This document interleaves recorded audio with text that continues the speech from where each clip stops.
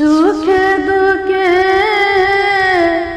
আমি তোমার মুখ দেখিয়া শান্তি পাই আমার আর কেহ না।